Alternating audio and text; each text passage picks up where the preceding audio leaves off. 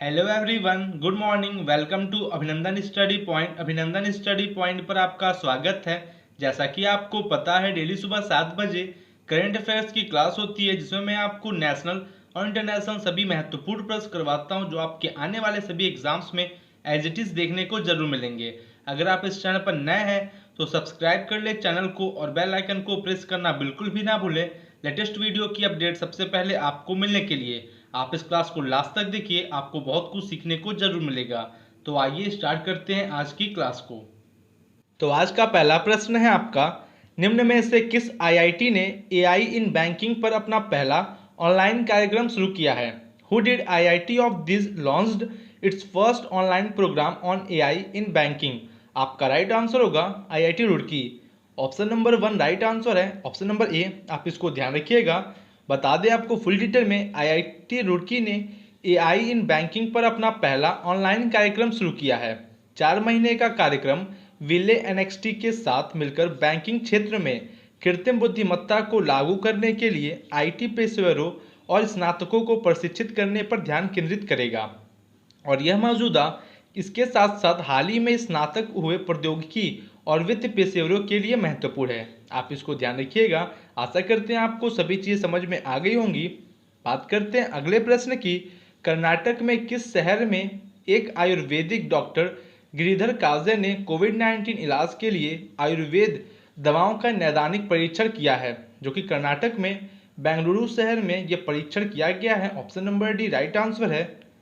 बता दें कि कर्नाटक में एक आयुर्वेदिक डॉक्टर गिरिधर काजे ने बेंगलुरु कोविड-19 इलाज के लिए आयुर्वेद दवाओं का नैदानिक परीक्षण किया है। ट्रायल को बेंगलुरु मेडिकल कॉलेज की एथिक्स कमेटी ने मंजूरी दे दी थी, और यह विक्टोरिया कोविड अस्पताल में 10 कोविड पॉजिटिव रोगियों पर किया गया था, जिसके बाद आयुर्वेद की गोलियों का क्लिनिकल ट्रायल जो ट्रायल था कारगर साबित हुआ। आप इसको ध्यान रखिएगा, एग्जाम के लिए महत्वपूर्ण है। बात करते हैं कर्नाटक राज्य के बारे में फुल डिटेल में, जो कि इसको राज्य का दर्जा मिला 1 नवंबर 1956 को as a Mysore state. Capital है Bangalore. Number of district 30। Governor हैं वजुभाई वाला जी, और chief minister BS Yediyurappa ji हैं, और members of the legislative assembly 224। Lok Sabha seats 28 और राज्यसभा सीट्स 12 है। आप इसको ध्यान रखिएगा, अगर आप स्टेट एग्जाम देंगे उसके लिए भी महत्वपूर्ण है। नेक्स्ट क्वेश्चन है, क्रिकेट दक्षिण अफ्रीका के वार्षिक पुरस्कारों में क्रिकेटर ऑफ द ईयर किसको दिया गया? जो कि आपका क्रिकेटर ऑफ द ईयर दिया गया है क्विंटन डिकॉक को। Option number C right answer है। क्विंटन डिकॉक को दक्षिण अफ्रीका के वार्षिक पुरस्कारों में क्रिकेटर ऑफ द ईयर दिया गया है। बता दें कि क्विंटन डिकॉक को क्रिकेट दक्षिण अफ्रीका के वार्षिक पुरस्कारों में क्रिकेटर ऑफ द ईयर नामित किया गया। 2017 के बाद यह उनका दूसरा सम्मान है, और सीमित ओवरों के क्रिकेटर में दक्षिण अफ्रीकी राष्ट्रीय टीम के कप्तान डिकॉक को test cricketer of the year का पुरस्कार मिला। बता दें कि सलामी बल्लेबाज लारा वोल्टावर्ड को, जो कि वोल्वाडर्ट को महिला क्रिकेटर ऑफ द ईयर और ODI cricketer of the year के रूप में चुना गया है। आप इनका नाम ध्यान रखिएगा, लारा वोल्वाडर्ट, जो कि एग्जाम के लिए महत्वपूर्ण है। नेक्स्ट क्वेश्चन है आपका, एन्नियो मोरिकॉन का निधन हो गया, वह निम्नलिखित में से किस देश से थे? जो कि वो इटली से थे। Option number D right answer है। जो कि एन्नियो मोरिकॉन थे, ये आपका इटली से संबंध रखते थे। बता दें कि जुलाई 2020 में ऑस्कर विजेता इतालवी संगीतकार एन्नियो मोरिकॉन का निधन हो गया। उनका करियर दशकों तक चला, और 2007 में उन्हें लाइफ टाइम ऑस्कर भी मिला। मोरिकॉन ने हॉलीवुड और इटली के कुछ शीर्ष निर्देशकों के साथ सहयोग किया था, जिसमें ब्रायन डी पाल्मा के द्वारा द अनटचेबल्स, क्वेंटिन टोरेंटिनो के द्वारा द हेटफुल एट और गिल्लो पोटेंकोरो के द्वारा द बैटल ऑफ एल्जियर्स शामिल है। आपके लिए दोस्तों ये इंपॉर्टेंट नहीं है, बस मैंने आपके लिए कवर किया ताकि आप जान सके। आपके लिए बस इतना इंपॉर्टेंट है, जो कि ऑस्कर विजेता इतालवी संगीतकार एन्नियो मोरिकॉन जिनका निधन हो गया, वह जो इटली से संबंध थे, जो कि इटली पे रहते थे। आप इसको ध्यान रखिएगा, एग्जाम में पूछा जा सकता है। बात करते हैं इटली के बारे में फुल डिटेल में, जो कि ये इटली आपका एक यूरोपियन कंट्री है, जो कि कंसिस्ट करता है पेनिनसुला डेलिमिटेड को। और बता दें कि इसके बाद जो कि इंक्लेव्ड है micro states of Vatican City and San Marino. आप ये भी ध्यान रखिएगा, जो कि एक क्या है, माइक्रो स्टेट है, वेटिकन सिटी और सैन मैरिनो।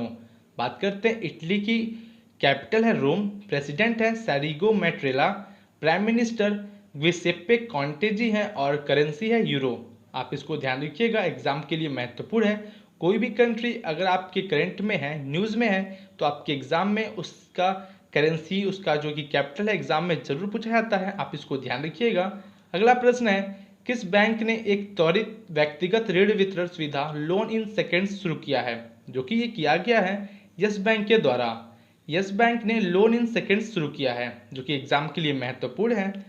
फुल डिटेल में बता दें आपको, यस बैंक ने एक त्वरित व्यक्तिगत ऋण वितरण सुविधा लोन इन सेकेंड्स शुरू किया है। बैंक के द्वारा पहचाने गए खाता धारक बिना किसी दस्तावेज के इस त्वरित ऋण संवितरण सुविधा का लाभ उठा सकते हैं और योग्य ग्राहक तत्काल व्यक्तिगत ऋण के लिए आवेदन करने के लिए लिंक के साथ एक संचार प्राप्त करेंगे, जिसमें ऋण तुरंत पूरी तरह से कागज रहित और परेशानी मुक्त तरीके से खातों में जमा हो जाता है। आप समझ गए होंगे, आप इसको ध्यान रखिएगा। आपके लिए बस इतना महत्वपूर्ण है, यस बैंक ने जो कि एक ऋण वितरण सुविधा लॉन्च किया है, जिसका नाम है लोन इन सेकेंड्स। आप ध्यान रखिएगा। अगला प्रश्न है, ईरान की निम्नलिखित में से किस परमाणु सुविधा में आग लग गई है? जो कि ईरान की नटांज परमाणु सुविधा में क्या है, आग लग गई है। Option number C right answer होगा। बता दें कि हाल ही में ईरान की नटांज परमाणु सुविधा में आग लगने से एक महत्वपूर्ण क्षति हुई, जो उन्नत केंद्र प्रसारक के विकास को धीमा कर सकती है। बता दें कि ईरान क्षतिग्रस्त इमारत को बड़ी इमारत में से बदल देगा, जिसमें अधिक उन्नत उपकरण होंगे और नटांज यूरेनियम संवर्धन स्थल अंतर्राष्ट्रीय परमाणु ऊर्जा एजेंसी के निरीक्षकों के द्वारा देखभाल की जाने वाली कई ईरानी सुविधाओं में से एक है। आप समझ गए होंगे, आप इसको ध्यान रखिएगा। बात करते हैं अगले प्रश्न की, जो कि है तमिलनाडु के जी आकाश देश के 66वें शतरंज ग्रैंड मास्टर बने। उन्होंने किस वर्ष में राष्ट्रीय खिताब जीता था? जो कि उन्होंने 2012 में राष्ट्रीय खिताब जीता था। Option number C right answer है। बता दें कि तमिलनाडु के जी आकाश देश के 66वें शतरंज ग्रैंड मास्टर बने, जबकि उनके राज्य के खिलाड़ी एम प्रवेश और गोवा के अमेया ऑडी ने अंतर्राष्ट्रीय मास्टर खिताब अर्जित किए। आप इनका नाम ध्यान रखिएगा, एम प्रवेश और गोवा के अमेया ऑडी, जो कि एग्जाम में पूछा जा सकता है। और हाल ही में आयोजित वर्ष 2020 के अंतर्राष्ट्रीय शतरंज महासंघ FIDE की दूसरी परिषद की बैठक में आकाश के GM खिताब की पुष्टि की गई और उन्होंने वर्ष 2012 में राष्ट्रीय खिताब भी जीता था, जो कि महत्वपूर्ण है। आप इसको ध्यान रखिएगा। बात करते हैं तमिलनाडु राज्य के बारे में फुल डिटेल में, जो कि इसको राज्य का दर्जा मिला 1 नवंबर 1956 को। कैपिटल है चेन्नई, नंबर ऑफ डिस्ट्रिक्ट 38 और एक जो है मार्च 2020 में बना था। आप इसको ध्यान रखिएगा, महत्वपूर्ण है। गवर्नर है बनवारी लाल पुरोहित जी, चीफ मिनिस्टर इदापद्दी के पलनानी स्वामी। लोकसभा सीट्स 39 और राज्यसभा सीट्स 18 है, जो कि आपके आने वाले सभी एग्जाम्स के लिए महत्वपूर्ण है। आप इसको ध्यान रखिएगा। अगर आप स्टेट एग्जाम देंगे उसके लिए तो महत्वपूर्ण तो है ही। दोस्तों, मैं आपका डेली करंट अफेयर्स के साथ साथ स्टैटिक जीके को भी कवर करता हूं, जो आपके आने वाले सभी एग्जाम्स के लिए काफ़ी महत्वपूर्ण होगा और आपको कहीं और से कुछ एक्स्ट्रा पढ़ने की जरूरत भी नहीं होगी। नेक्स्ट क्वेश्चन है, किसने रेलवे बोर्ड के महानिदेशक रेलवे स्वास्थ्य सेवाएं DAG RHS के रूप में कार्यभार संभाला है? जो कि ये कार्यभार डॉक्टर विष्णु प्रसाद नंदा जी के द्वारा संभाला गया है। बता दें कि डॉक्टर विष्णु प्रसाद नंदा ने रेलवे बोर्ड के महानिदेशक रेलवे स्वास्थ्य सेवाएं DG RHS के रूप में कार्यभार संभाला है। इससे पहले डॉक्टर नंदा दक्षिण रेलवे के प्रधान मुख्य चिकित्सा निदेशक के रूप में सेवारत थे। दक्षिण रेलवे के प्रधान मुख्य चिकित्सा निदेशक के रूप में डॉक्टर नंदा इस क्षेत्र के लिए दवाओं और सर्जिकल ई प्राप्ति को लागू करने में सहायक थे। आप समझ गए होंगे। दोस्तों, मैं आपको वादा करता हूं आप इस क्लास को लास्ट तक जरूर देखिए, आपको खुद पता चलेगा कि आपके लिए ये क्लास कितना महत्वपूर्ण है और आने वाले सभी एग्जाम्स के लिए तो आप काफ़ी अच्छे तरीके से सभी क्वेश्चन को आसानी से पढ़ सकेंगे और आप समझ सकेंगे, क्योंकि मैं आपको डेली फुल एनालिसिस के साथ फुल डिटेल में बताता हूं, जो आपके एग्जाम में कोई भी क्वेश्चन आए आप आसानी से कर सकेंगे। अगला प्रश्न है, किस राज्य में सभी यात्रियों के लिए ई पंजीकरण की प्रक्रिया अनिवार्य कर दी है? जो कि ये पंजाब राज्य में किया गया है सभी यात्रियों के लिए ई पंजीकरण की प्रक्रिया। बता दें कि पंजाब में राज्य में सभी यात्रियों के लिए पंजीकरण की प्रक्रिया 6 जुलाई 2020 से अनिवार्य कर दी गई है। यात्रियों को राज्य में प्रवेश करने के लिए कोवा ऐप के माध्यम से या राज्य सरकार के आधिकारिक वेब लिंक के माध्यम से ऑनलाइन पंजीकरण करना होगा। ई पंजीकरण का उद्देश्य सीमा चौकियों पर भीड़ और लंबी कतारों के कारण यात्रियों को किसी भी तरह की असुविधा से बचाना है, जो कि आप इसको ध्यान रखिएगा। इस ऐप का नाम है कोवा ऐप, जो कि एग्जाम के लिए महत्वपूर्ण है। बात करते हैं पंजाब राज्य के बारे में फुल डिटेल में, जो कि इसकी कैपिटल है Chandigarh. Number of district 22, chief minister captain Amarinder Singh हैं और गवर्नर हैं वीपी सिंह बंदौरे जी और बैदनौर जी हैं, सॉरी दोस्तों, वीपी सिंह बैदनौर जी हैं। और members of the legislative assembly 117, Lok Sabha seats 13 और राज्यसभा सीट 7 है। आप इसको ध्यान रखिएगा। अगर आप स्टेट एग्जाम देंगे उसके लिए तो महत्वपूर्ण है और अन्य सभी एग्जाम के लिए महत्वपूर्ण तो है ही। बात करते हैं अगले प्रश्न की। जुलाई 2020 में ऑस्ट्रियन ग्रांड प्री में मर्सिडीज के लिए कौन जीता है, जो कि उसके लिए जीता गया है वाल्टेरी बोटास के द्वारा। ऑप्शन नंबर ए राइट आंसर है। आपको बता दें फुल डिटेल में, ऑस्ट्रियन ग्रांड प्री में मर्सिडीज के वाल्टेरी बोटास ने जीत दर्ज की है। फेरारी के चार्ल्स लेक्सलर ने दूसरा और मैक्सलेरन ने लैंडो नॉरिस ने तीसरा स्थान हासिल किया। और रेस को 3 बार एक सुरक्षा कार के द्वारा बाधित किया गया था और 20 ड्राइवरों में से 9 ने उसे छोड़ दिया, जिसमें मैक्स वेरस्टॉपेन और अलेक्जेंडर एल्बोन दोनों रेड बुल्स में शामिल थे, जिन्होंने 10 लैप्स बचने पर हैमिल्टन से आगे निकलने की कोशिश की और पहियों को छूकर ट्रैक से बाहर निकल गए।